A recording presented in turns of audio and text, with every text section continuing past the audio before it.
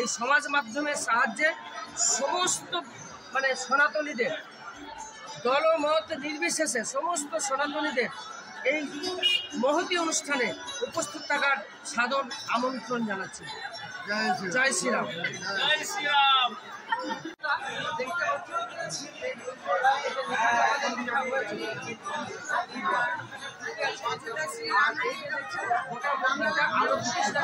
করা হয়েছে এটা আমাদের সেবায় যে এখানে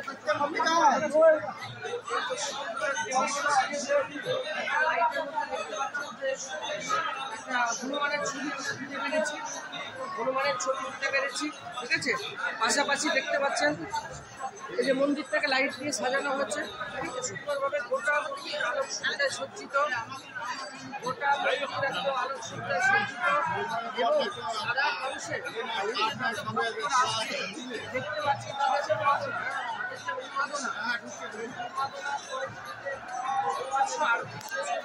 পাশাপাশি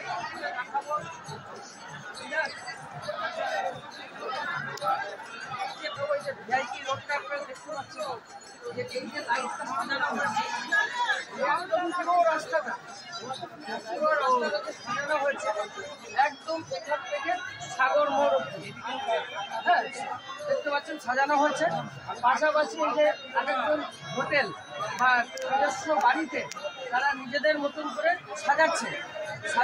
এইটাকে যেহেতু বলা হচ্ছে যে অকাল দীপাবলি, সুতরাং বাইরের যে সমস্ত দর্শনার্থীরা এসছেন তাদেরও দেখাশোনা করছে, এটা কিন্তু বলছে যে এটা একটা খুব সুন্দর জিনিস হয়েছে। আপনাদেরকে আমি দেখিয়ে নিলাম যে মোটামুটি আমাদের যে এটা করা হচ্ছে সেটা ঠিক আছে। আর এই যে কালকের যে প্রোগ্রামটা হতে যাচ্ছে সেটা হচ্ছে যে রাম জন্মভূমি ন্যাস তার যে গাইডলাইন, সেই গাইডলাইন মেনে সেই কমিটির সহযোগিতায় এবং তারামাতা মন্দিরের যে সমস্ত সেবায়িতরা আছেন তাদের উদ্যোগে কালকে যেটা হচ্ছে সেটা হচ্ছে বিশ্ব শান্তি যজ্ঞ এবং রামলালার প্রাণ প্রতিষ্ঠা উপলক্ষে রামের পুজো এবং সঙ্গে অবশ্যই যেহেতু মায়ের জায়গা, মায়ের পুজো তো হবেই। তো এই সব কিছু মিলে এবং সব শেষে যেটা হবে সেটা হচ্ছে প্রায় 500 ভক্ত ফ্রিতে প্রসাদ পেতে পারবে। আর পাশাপাশি আর যেটা হতে যাচ্ছে যে এখানে প্রায় 50 কিলো কাঠ, 5 কিলো ঘি, 508টা বেলপাত এই সমস্ত দিয়ে কালকের এই বিশ্ব শান্তির যজ্ঞটা হবে।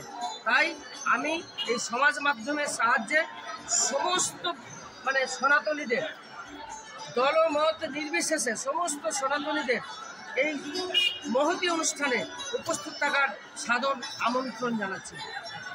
জয় শ্রীরাম। জয় শ্রীরাম।